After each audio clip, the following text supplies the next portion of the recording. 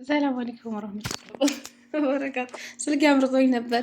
እንዴት ናችሁ ቤተሰብ? ደህና ናችሁ ወይ? አልሐምዱሊላህ ከኔ ሁሉ ሰላም ነው። እንዴት ናችሁልኝ? ቻናሌን ሰብስክራይብ እያደረጋችሁልኝ ነው። በጣም ነው የማመሰግነው። አላህ ይስጥልኝ፣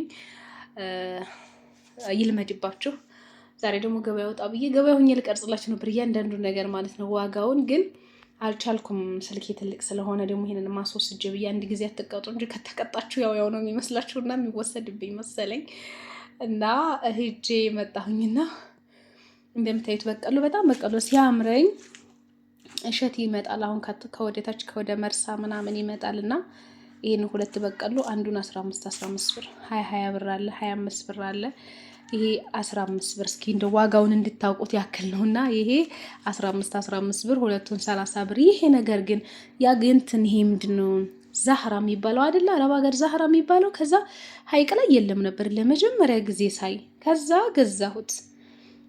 በቃ የሆነ ትንሽ ቀይ ነገር ነው፣ ቀላ ያለ ነው። እንደ ዛህራ እንደምንለው እንትን ያለ አይደለም፣ ነጭ አይደለም። ይሄ ትንሽ ቀላ ያለ ነው። ምናልባት አላቅም ምንድነው ስላችሁ የአበባ ጎመን ነው አሉኝ። ለካ ዛህራ ማለት የአበባ ጎመን ነው እንዴ?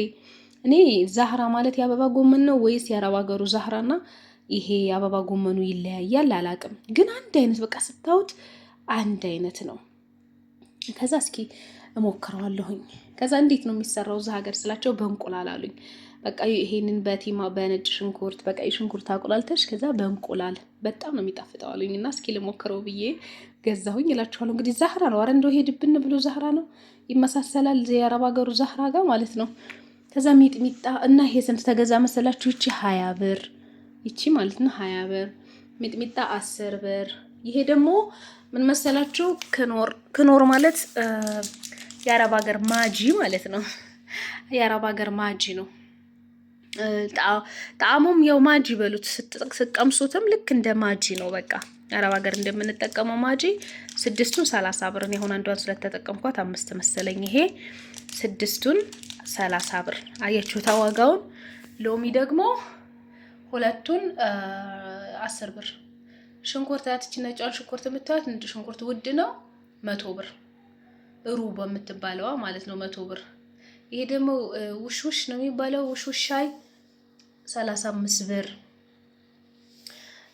ሙዝ 40 ብር። አራቱን 40 ብር 10 ብር ማለት ነው። ማንጎ 15 30 ማንጎ 30 ሁለቱ። ሙዙ ደግሞ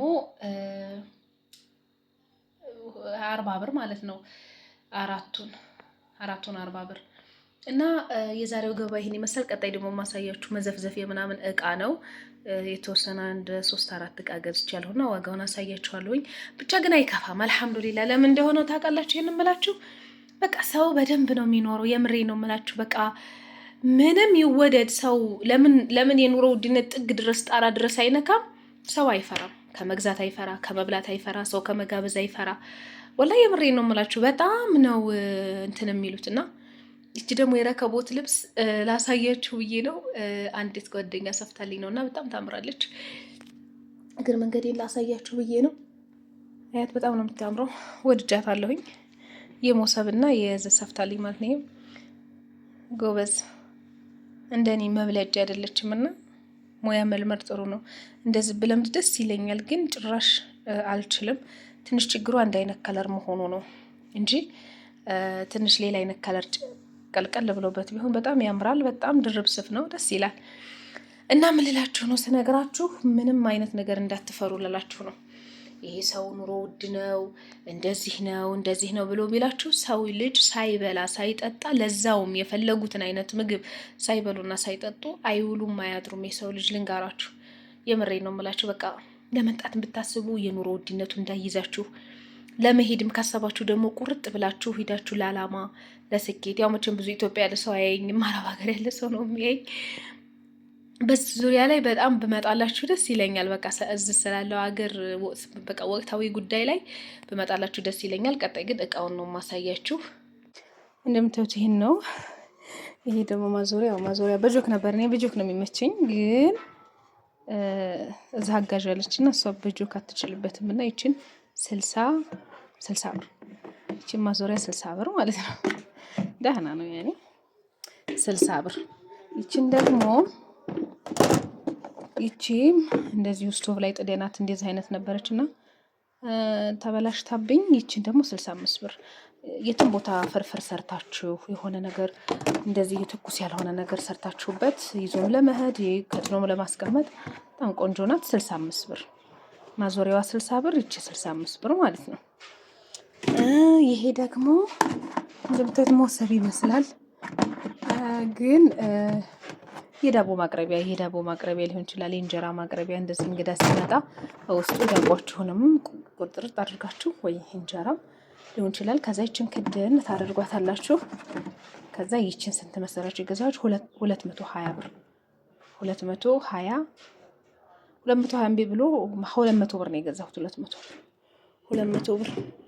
እነዚህ መዘፍዘፊያዎች ደግሞ ይችን 65 ብር። እንደምታዩት ደረቅ አይደለም። እቃ ስትገዙ እንደነዚህ አይነት እቃ ስትገዙ ደረቅ ሳይሆን እንደዚህ ልምጥ የሚላል አይደለ? እንደዚህ የሚለምጠው እንዲህ እንኳን ውሃ ይዞ የሆነ ነገር እንኳን እንዲህ ብታረጉት ቀጭ አይልም። ይችን 65 ብር። እንደገና ደግሞ ይችን 120 ብር። ትንሽ ተለቅ ትላለች እንደምታዩት። ይችን 120 ብር። እንግዲህ ያው ሚጣ ስመጣ ለሚጣ ልብስ ማጠቢያ ነው ሰላም ያመጣትና ይሄ እንግዲህ ያው 120 ብር። ያቺኛቱ 65 ብር። ይሄም እንደምታዩት እርጥብ ነው እንደምታዩት እርጥብ ነው፣ ደረቅ አይደለም። አቤት። ይሄ እንደገና ደግሞ ይሄ ደግሞ 200 ስንት ነው በኋላ 260 ብር። ትልቁ መዘፍዘፊያ ነው። 260 ብር 260 ነው እንደምታዩት። ይሄም እርጥብ ነው፣ ቀጭ የሚል አይደለም። ቀጭ ይላል ብሎ የሚያስፈራ አይደለም። 220 ብር ማለት ነው። ይሄ ማን ነው? 260 ብር እንደምታዩት። ይሄ እንደዚህ የዛሬዎቹ ገበያዎች ማለት ነው። እቃዎች እነዚህ ናቸው። ገበያ እንደነገርኳችሁ እያንዳንዱ ነገር በቀረጽላችሁ ደስ ይለኛል። ለምን ዋጋውንም ለልብስ እቃዎችን ብታዩዋቸው ያው ሀይቀን ያክል የሚያስመርጥ ነገር ባይኖርም ግን ታዩት ነበረ። ግን እኔ ስልክ ይዤ አልወጣሁም እና ነው እንጂ ማለት ነው። እና ይሄን ይመስላል የዛሬው ቪዲዮ።